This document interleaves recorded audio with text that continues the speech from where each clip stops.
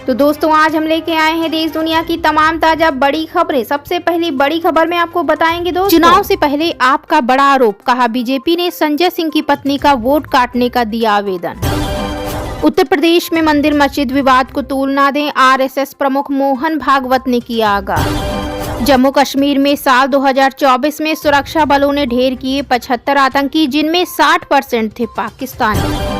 बांग्लादेश सरकार मतदान की आयु 17 साल करने की फिराक में, बीएनपी ने सिफारिश की आलोचना की। विश्व चेस चैंपियन गुकेश से मिले पीएम मोदी, बोले सफलता में माता पिता का बड़ा योगदान। चीन ने फिर किया समुद्री सीमा का उल्लंघन, ताइवान के पास दिखे 5 नौसैनिक जहाज और सैन्य विमान। भारत से अमेरिका के लिए वीजा जारी करने का नया रिकॉर्ड, लगातार दूसरे साल 10 लाख से ज्यादा भारतीयों को मिला अमेरिकी वीजा। आप सांसद संजय सिंह ने की मनमोहन सिंह के लिए भारत रत्न की मांग, कहा उनके जैसे ईमानदार नेता इसके हकदार हैं। तनाव के बावजूद भारत ने निभाया मानवता धर्म, बांग्लादेश को भेजा लाखों टन चावल। पाकिस्तान अफगानिस्तान में भीषण लड़ाई, 19 पाकिस्तानी सैनिकों की मौत, तालिबान ने भेजे 15,000 लड़ाके।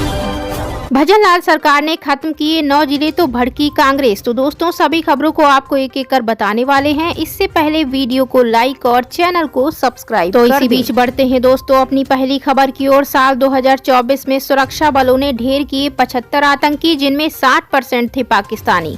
दोस्तों देश में आर्थिक संकटों के बावजूद पाकिस्तानी सेना आतंकवादी ढांचे का पूरा समर्थन कर रही है। इसके पीछे कारण ये है कि इस साल जम्मू कश्मीर में भारतीय सेना और सुरक्षा बलों की ओर से मारे गए 60% आतंकवादी पाकिस्तानी। सेना अधिकारी ने बताया कि विभिन्न मुठभेड़ों और अभियानों में सुरक्षा बल जम्मू क्षेत्र और कश्मीर घाटी सहित राज्य के विभिन्न क्षेत्रों में लगभग 75 आतंकवादियों को खत्म करने में सक्षम रहे। तो इसी बीच बढ़ते हैं दोस्तों अपनी अगली खबर की ओर। चुनाव से पहले आपका बड़ा आरोप, कहा बीजेपी ने संजय सिंह की पत्नी का वोट काटने का दिया आवेदन। दिल्ली विधानसभा चुनाव से पहले आम आदमी पार्टी ने बीजेपी पर गंभीर आरोप लगाए हैं। पार्टी ने दावा किया है कि बीजेपी ने वोटर लिस्ट में छेड़छाड़ की है और इसका उद्देश्य आगामी चुनाव में धांधली करना है। इसके अलावा आम आदमी पार्टी ने ये भी आरोप लगाया कि बीजेपी ने आप सांसद संजय सिंह की पत्नी अनीता सिंह का वोट काटने का आवेदन दिया। तो इसी बीच बढ़ते हैं दोस्तों अपनी अगली खबर की ओर। उत्तर प्रदेश में मंदिर मस्जिद विवाद को तूल ना दें, आरएसएस प्रमुख मोहन भागवत ने किया आगाह। दोस्तों राष्ट्रीय स्वयंसेवक संघ यानी आरएसएस के प्रमुख मोहन भागवत ने उत्तर प्रदेश में मंदिर मस्जिद विवादों को उठाने के खिलाफ सलाह दी है, जो कि महाकुंभ से पहले प्रयागराज में दी गई। इस बयान से विवाद पैदा हो गया है, खासकर तब जब अखिल भारतीय अखाड़ा परिषद, जो 13 हिंदू धार्मिक संगठनों का सर्वोच्च निकाय है, मंदिरों पर मुस्लिम शासकों द्वारा कथित रूप से मस्जिदों को बनाने के लिए तोड़े गए विवादों पर कोई रुख अपना सकता है। भागवत का यह बयान संभल में हुई हिंसा के संदर्भ में आया, जहां शाही मस्जिद की सर्वेक्षण प्रक्रिया के दौरान विवाद उत्पन्न हुआ, जिसे सम्राट बाबर ने 1529 में एक मंदिर को तोड़कर बनवाया था। बढ़ते हैं दोस्तों अपनी अगली खबर की ओर। विश्व चेस चैंपियन से मिले पीएम मोदी, बोले गुकेश की मेहनत ने उन्हें प्रभावित किया। दोस्तों भारत के शतरंज चैंपियन गुकेश ने प्रधानमंत्री नरेंद्र मोदी से मुलाकात की। इस मुलाकात के दौरान पीएम मोदी ने गुकेश की उपलब्धियों को सराहा और उनके आत्मविश्वास, समर्पण और विनम्रता की तारीफ भी की। पीएम मोदी ने बताया कि वे पिछले कुछ सालों से गुकेश के संपर्क में रहे और उनकी मेहनत और दृढ़ निश्चय ने उन्हें प्रेरित भी किया। प्रधानमंत्री ने ये भी कहा कि किसी भी खिलाड़ी की सफलता में उनके माता पिता का बहुत बड़ा योगदान होता है। पीएम मोदी ने गुकेश के माता पिता की सराहना की, जिन्होंने उनके संघर्षों और कठिनाइयों में साथ दिया। इसी बीच बढ़ते हैं दोस्तों अगली खबर की ओर। बांग्लादेश सरकार मतदान की न्यूनतम आयु 17 साल करने की फिराक में, बीएनपी ने सिफारिश की आलोचना। दोस्तों बांग्लादेश नेशनलिस्ट पार्टी यानी बीएनपी ने अंतरिम सरकार के मुख्य सलाहकार मोहम्मद यूनुस की इस सिफारिश की शनिवार को आलोचना की कि मतदान की न्यूनतम आयु घटाकर 17 साल की जानी चाहिए। बीएनपी ने कहा इससे निर्वाचन आयोग पर दबाव पड़ेगा और चुनाव प्रक्रिया में देरी हो सकती है। बता दें कि एक चुनाव संवाद में प्रसारित वीडियो मैसेज में यूनुस ने कहा था, मुझे लगता है कि युवा अपने भविष्य के बारे में राय दे सके, इसके लिए मतदान की न्यूनतम उम्र घटाकर 17 साल तय की जानी चाहिए। इसी बीच बढ़ते हैं दोस्तों अगली खबर की ओर। चीन ने फिर किया समुद्री सीमा का उल्लंघन, ताइवान के पास दिखे 5 नौसैनिक जहाज और सैन्य विमान। ताइवान जलडमरू मध्य तनाव का केंद्र बना हुआ है। इस बीच चीन के 5 नौसैनिक जहाज और 5 चीनी सैन्य विमान एक बार फिर ताइवान के उत्तरी और दक्षिणी पश्चिमी ADIZ में देखे गए। ताइवान के राष्ट्रीय रक्षा मंत्रालय ने कहा कि इस पर नजर रखी जा रही है। उन्होंने कहा कि 3 विमान मध्य रेखा को पार करके ताइवान के उत्तरी और दक्षिण पश्चिमी ADIZ में घुस गए। हमने स्थिति पर नजर रखी है और उसके अनुसार कार्यवाही की है। इसी बीच बढ़ते हैं दोस्तों अगली खबर की ओर। भजनलाल सरकार ने खत्म किए 9 जिले तो भड़की कांग्रेस। दोस्तों राजस्थान की भजनलाल सरकार ने शनिवार यानी 28 दिसंबर को गहलोत सरकार के कार्यकाल में बनाए गए 17 जिलों में से 9 जिलों को खत्म कर दिया। साथ ही 3 नए संभाग को भी समाप्त कर दिया गया। वहीं अब राजस्थान सरकार के इस फैसले पर कांग्रेस ने निशाना साधा है। राजस्थान कांग्रेस के प्रदेश अध्यक्ष गोविंद सिंह डोटासरा ने कहा, अभी राजस्थान में राजकीय शोक है, इसलिए अभी हम कोई धरना प्रदर्शन नहीं करेंगे, लेकिन उसके बाद 1 जनवरी से सरकार के खिलाफ जन आंदोलन किया जाएगा।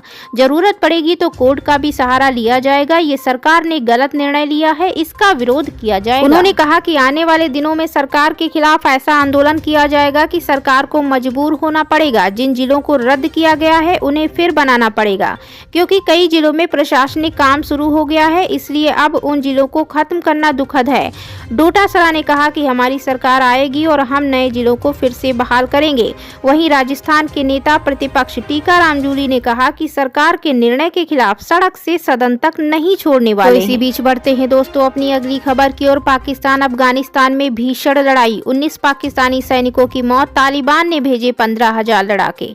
पाकिस्तानी सैन्य विमानों द्वारा अफगानिस्तान के पूर्वी पख्तिका प्रांत में की गई बमबारी के बाद काबुल ने जवाबी हमला किया है। अफगान और पाकिस्तानी सैनिकों के बीच दोनों देशों की सीमा पर भीषण संघर्ष छिड़ा हुआ है, जिसमें 19 पाकिस्तानी सैनिक और 3 अफगान नागरिक मारे गए। समाचार एजेंसी सिन्हुआ ने स्थानीय मीडिया के हवाले से खबर दी है कि अफगान बलों ने खोस्त प्रांत के अलीशेर जिले में कई पाकिस्तानी सैन्य चौकियों को आग लगा दी है तथा पख्तिका प्रांत के दंड एंड पाटन जिले में 2 पाकिस्तानी चौकियों पर कब्जा कर लिया। इसी बीच बढ़ते हैं दोस्तों अपनी अगली खबर की ओर। तनाव के बावजूद भारत ने निभाया मानवता धर्म, बांग्लादेश को भेजा लाखों टन चावल। बांग्लादेश में शेख हसीना के तख्ता पलट और देश छोड़कर भारत में शरण लेने के बाद राजनीतिक अस्थिरता का माहौल बना हुआ है। इस दौरान हिंदुओं पर अत्याचार, मंदिरों पर हमले और आगजनी की घटनाएं भी सामने आई। इसके बावजूद भारत ने अपने पड़ोसी देश की आर्थिक मदद करते हुए 2 लाख टन चावल भेजने का फैसला किया। 27,000 टन चावल की पहली खेप चटगांव बंदरगाह के जरिए बांग्लादेश पहुंच चुकी है। तो इसी बीच बढ़ते हैं दोस्तों अपनी अगली खबर की ओर। भारत से अमेरिका के लिए वीजा जारी करने का नया रिकॉर्ड, लगातार दूसरे साल 10 लाख से ज्यादा भारतीयों को मिला अमेरिकी वीजा। दोस्तों भारत ने अमेरिकी वीजा प्राप्त करने में एक और नया मील का पत्थर हासिल किया है। 2024 में अमेरिका ने लगातार दूसरे साल भारतीयों को 10 लाख से अधिक वीजा जारी किए। इस आंकड़े में सबसे बड़ी संख्या पर्यटक वीजा की है, जो अमेरिका की तरफ भारतीयों के बढ़ते रुझान को दर्शाता है। यह आंकड़ा न केवल अमेरिका की ओर भारतीयों के बढ़ते प्रवास को दर्शाता, बल्कि यह भारत के विकासशील व्यापार, शिक्षा और पर्यटन क्षेत्रों के साथ अंतर्राष्ट्रीय संबंधों के बढ़ते स्तर को भी दिखाता है। इस साल भारत ने अमेरिका को सबसे अधिक अंतर्राष्ट्रीय छात्रों का स्रोत बनने का गौरव प्राप्त किया। बता दें कि 2024 में 3.31 लाख भारतीय छात्र अमेरिका गए, जो 2008 से 2009 के बाद का सबसे बड़ा आंकड़ा है। यह आंकड़ा भारत को दुनिया भर के छात्रों के लिए शिक्षा के प्रमुख केंद्रों में से एक बनाता है। वहीं बता दें कि यह वीजा रिकॉर्ड अमेरिका और भारत के बीच बढ़ते रिश्तों का एक स्पष्ट संकेत है। भारतीय नागरिकों के लिए अमेरिका ने वीजा प्राप्ति में आसानी सुनिश्चित की है, जिससे यह संभावना और भी मजबूत हो गई कि आने वाले वर्षों में इन आंकड़ों में और वृद्धि हो सकती है। तो इसी बीच बढ़ते हैं दोस्तों अपनी अगली खबर की ओर। महाकुंभ का संदेश, एकता स्थापित करना और समाज से नफरत को खत्म करना, मन की बात में बोले पीएम मोदी। दोस्तों प्रधानमंत्री नरेंद्र मोदी ने रविवार को महाकुंभ को एकता का महाकुंभ बताया और लोगों से इस आगामी भव्य धार्मिक समागम से समाज से नफरत और विभाजन को खत्म करने के संकल्प के साथ लौटने का आग्रह किया। मोदी ने अपने मासिक मन की बात कार्यक्रम में कहा कि महाकुंभ का संदेश एक हो पूरा देश। उन्होंने प्रयागराज में अगले साल 13 जनवरी से आयोजित इस समागम में शामिल होने वाले लोगों की विविधता के मद्देनजर कहा कि विविधता में एकता के ऐसे दृश्य का कोई दूसरा उदाहरण नहीं है। उन्होंने कहा, महाकुंभ की विशेषता न केवल इसकी विशालता बल्कि इसकी विविधता में भी है। यह विशाल धार्मिक आयोजन हर साल हर 12 साल में आयोजित किया जाता है। मोदी ने कहा कि आगामी गणतंत्र दिवस संविधान के लागू होने की 75वीं वर्षगांठ होगी, जो देशवासियों के लिए गर्व की बात है। उन्होंने जोर देकर कहा कि संविधान समय की हर कसौटी पर खरा उतरा है। उन्होंने आगे कहा, यह हमारा मार्गदर्शक है। मोदी ने कहा कि वह अपने जीवन में इस स्तर तक संविधान के कारण ही पहुंचे हैं। विपक्षी दल केंद्र सरकार पर संविधान को कमजोर करने का अक्सर आरोप लगाते रहे हैं, जिसका सत्तारूढ़ दल ने जोरदार खंडन किया है।